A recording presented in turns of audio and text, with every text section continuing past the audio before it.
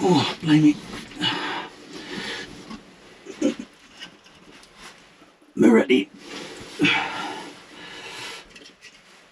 Noodles IPA.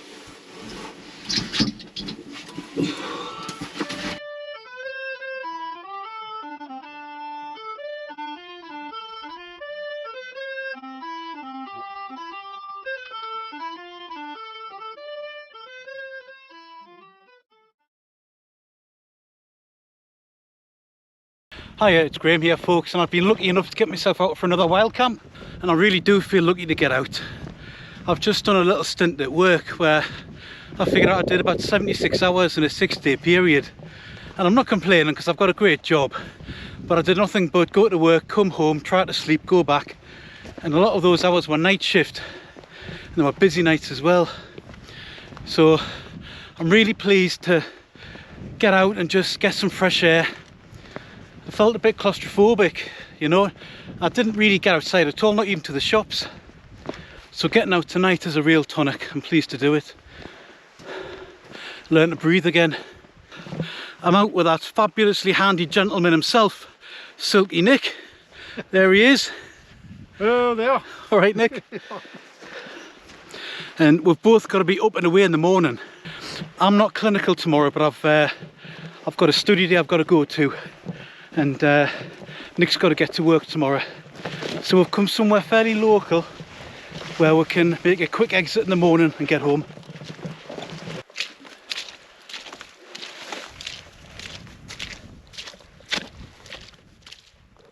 I've been camping up here for years and absolutely love the spot. Got lovely views, and it's not a big walk in, and there's lots of interest around here. But recently I've seen a few other people camp up here on YouTube. A couple of the big guns, Donovan Senior and even Blot Outdoors has been up here, but I think we've got it to ourselves tonight.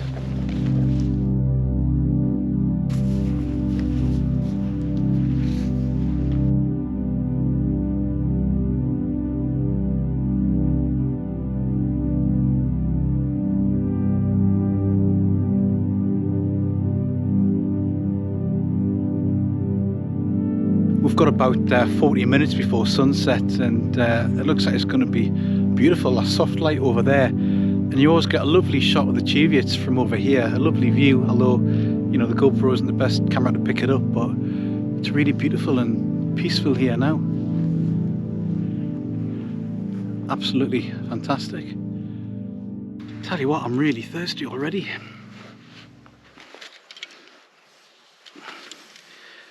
This topsoil is reassuringly difficult to get off. It's never going to leak in the rucksack.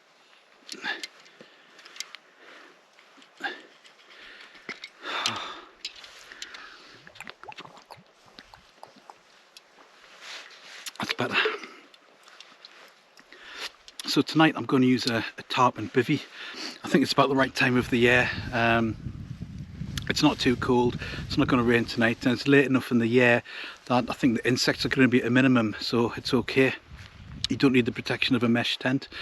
But that said, it's been that damp the last couple of days, and now I've stood still.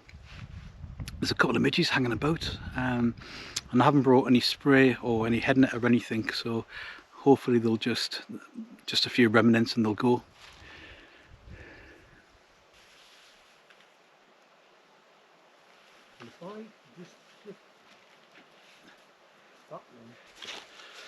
This is the thing gummy I got with a bushcraft mystery box. You know, it turned out to be a winder and a cutter for paracord.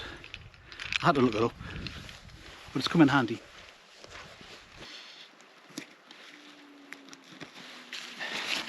It's reminiscent of the 50s.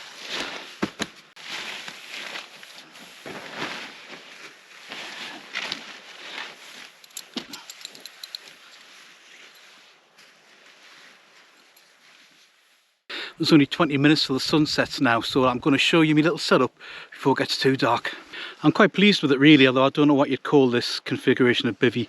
This is the super light small tarp, so I can't remember the exact measurements, but it's about 1 metre by 2 metres, something like that. And yeah, I don't know what you call this configuration, but I think it's just like a simple modified ground A-frame. So there's a walking pole holding the front up, and if the weather comes in I can just drop this down a bit lower. And I have to give credit for this idea to Adrian, to Mountain Hopper 57.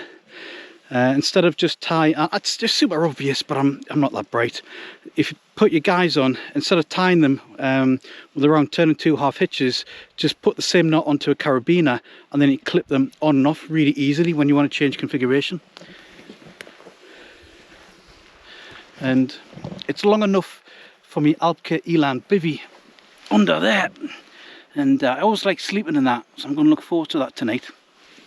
And I've just got a couple of guys at the back to stretch it out, and I put a bit of paracord onto that loop there just to heighten it at the bottom. It gives a bit more height, and that's on my second walking pole. And Nick's Tarp and Bivy as well, but he only brought one walking pole out. So like a pair of gentlemen, what we decided to do was share the one walking pole. So it's got Nick's paracord here, my paracord here, and it makes a right web between the two bivvies. And pretty much this is like the main thoroughfare through to this rock where we're going to be cooking. So I think, yeah, it's a trap. We're hoping to be joined by Sean P after dark, so this is going to probably trip him up and collapse both our bivvies. We'll see. Yeah, so Santa brought me this bivvy bag, so we're going to use that for the first time, and we'll see how it goes under the top. The old down point, it's not very, doesn't look very flash, but it's really for my hammocking, this one, because I've made those loops shorter by stitching them together, so it doesn't sag so much. Oh, very clever. But plagiarised off YouTube. Yeah, so it's basically like a plough point, isn't it? Except instead of against the branch of a tree, you've got it against your walking pole. Yeah, so you've got to... Could have done with the other pole, you know, but I think that's great. You know, the midgies. Where did they come from? Yeah, there's a few, isn't there? This is of course the famous Thompson's Rock, where the sun shines through on the solstice. There's the hole right the way through it there. Well, I've got the frying pan, water I need. Maybe some of the bits that I've got in my sleeping bag here, I've got, you know, like first aid kit and stuff like that, and a pair of socks, and Yeah. there's not an awful lot I wouldn't really take. Well, you need a pair of socks, I think, don't you? Just spares, you know. Yeah. Because of where I work, I do work with a lot of young folk and a lot of young lasses as well, and these lift pillows, the lip injections, are really popular. I don't know what they are, but they're all, you know, a lot of them are into it, and it's important to go to the right place. Apparently one lass at work went to Europe to get them done. She went all the way to the Netherlands. Yeah, she got tulips from Amsterdam. No? No, okay. Yeah. I've got to up my game on the dad jokes, haven't I? You've got to be able to get that one. I think it was a Max Bygrave song. Well, the sun set 8 minutes ago, folks, and the clouds come over and it's just started to rain, despite the forecast being clear. But of course it started to rain, why wouldn't it? So just chuck, you know, me bergen under the tarp, and I dived under, and I'll come out when it's safe to make some bait, I think. But you know what, I'm you know, on a hillside in the moors, and got a beautiful view over the town there, and the rain's coming down, and I'm cosy underneath this bivvy, and I'm really happy, really happy. If you're anything like me and love the outdoors, then you probably end up taking like tons of pictures of your little adventures and stuff, and I've taken tons of mine, and they're not as good as the likes of, you know, Steve and the Geordie Wildcamper with these night shots in astrophotography, but I've done enough shots that I'm proud of and want to keep. And it's all electronic nowadays, and that's got a massive advantage in that you can send them to anybody and you can edit them and push them around various bits of software, you know, for YouTube and stuff. But if you're as old as me, then you remember there's value in having a physical photograph, isn't there? Something you can hold in your hand for memories. And I got contacted by a company called Flipchap, and they offered to make me a photo book. And this sounds only tangentially related to wild camping, but actually I'm really pleased with what they've done. So it seems really well done, a nice quality with this cloth sort of finish, and there was a bunch of colours to choose from. I've got Graham's Wild Camping, so it's just a little record of my adventures, and it's really thick cardboardy pages. Sky, the abandoned cabin.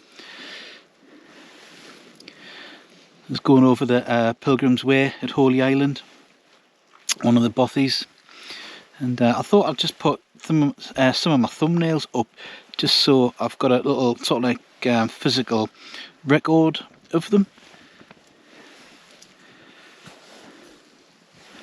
That was one of the first videos I did, and well, that's where I am now.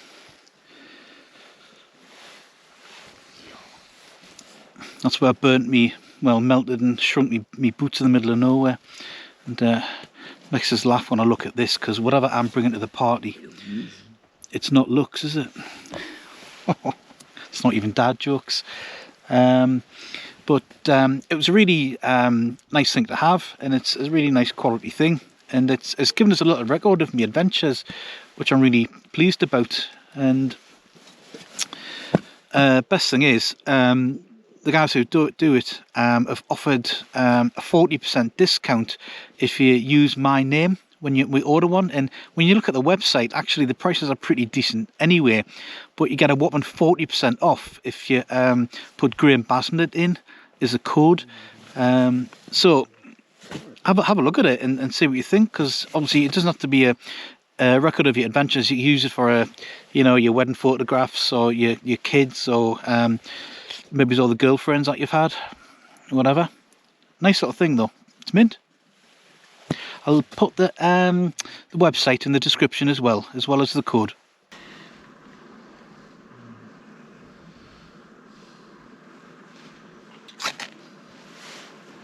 There you go, champion.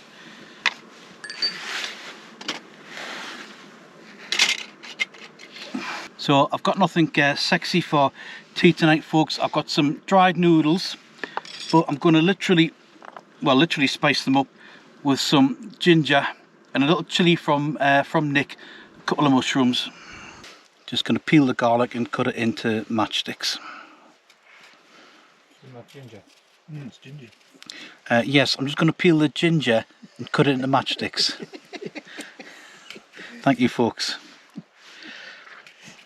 I brought the Hoptimist because it's a great little knife for slicing, but it also you can get a great spark of a ferrocerium rod off the spine.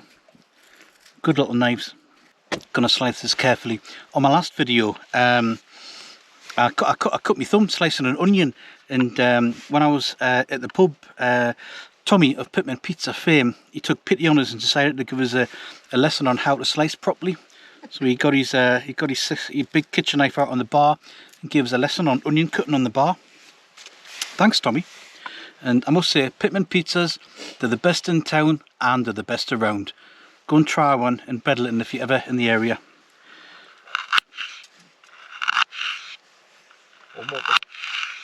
Or Morpeth. He's got a place in Morpeth as well. So I'll just sprinkle a bit of ginger, a few matchsticks on here.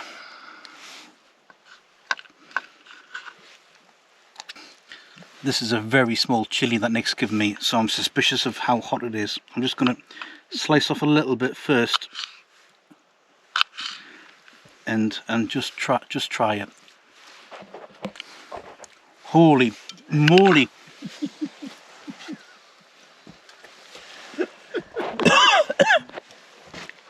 I can get away with There's not a lot of that going in. Drink of water.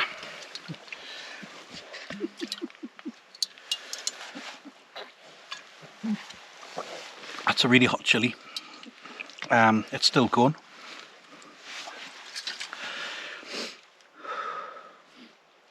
I'll get away with.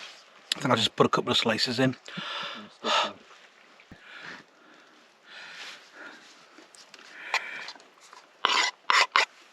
Right, my water's boiling now.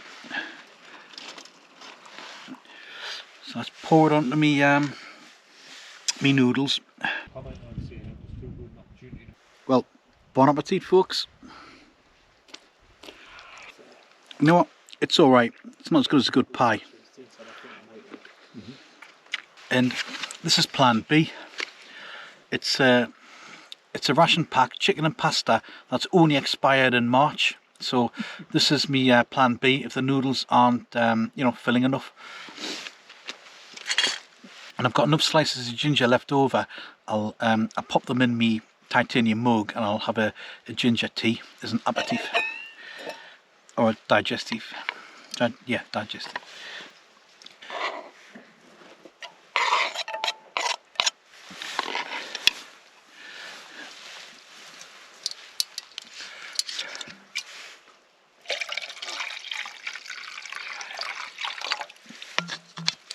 Closing do. Went up to say I want my freezer. It's about time for a beer review, folks, and this is a Hofbrau Oktoberfest beer, and this is given to me by none other than the main man, maitre d' manager of the best pub in the world, the Hoptimist, Davy M. So thanks, Davy. And this is a decent 6.3%. Canada, for some reason, vast, untouched, pristine wilderness, the majesty of the Laurentian Shield with its thousands upon thousands of twinkling lakes in the early morning sunshine, and to the far white north of Canada, I'm getting a sense of a young Inuit hunter in a sealskin canoe, deftly gripping a harpoon as he stares intently at the dark figure slipping under the water beneath him. And fish fingers. It's a funny range of tastes, but I do like it. And Davy's given me a second beer to try. It's a German beer again, and it's Eyinger Lagerhell. Lagerhell, is that how you promote beers nowadays? Oh, look at that! I've just seen the cap. It's got a lovely picture on. So let's try this one.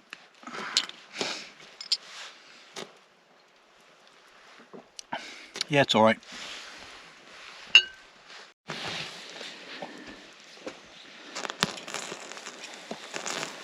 Well, here's me two good marrows, Silky Nick and Sean P. How's it going, lads? Jumping. Alright, aye.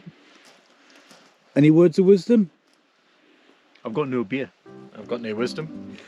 We're alright, Tom.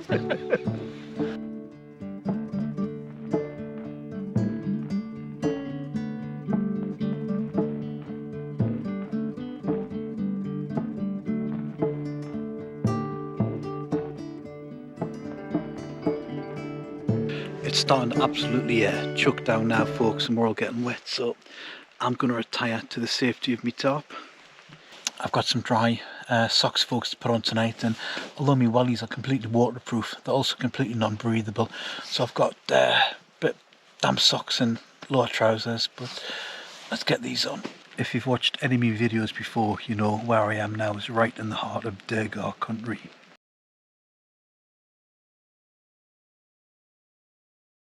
One of the classic tales of the Durgar was published in the 1940s by Frederick Grice in his book Folk Tales of the North Country. And it tells the story of a young man who was benighted in these hills at Simonside and had to spend the night up here. And in the dark and in the loneliness, he came across a hut with fire burning inside, and a mysterious man, a Durgar, beckoned him into the hut, but he had his wits about him and he declined, and he sat where he was, refusing to move, and despite the temptation of the warmth and the shelter. And the Durgar beckoned him to reach forward to an old gatepost, wooden gatepost, and throw it on the fire to warm them both. And again the man declined, and shortly after that a cock crowed and the sun came over the horizon and day dawned, and then he saw where he was. The hood vanished and he was on the edge of a precipice, and if he'd leaned forward he would have fallen to his death. So hey, the Durgar, they're not great folk and you've got to be wary up here, but I'm not alone. I'm with a couple of friends. I think I'll be okay, and actually I've spent the night up here by myself before and I haven't run into any Durgar, so I think I'll be okay.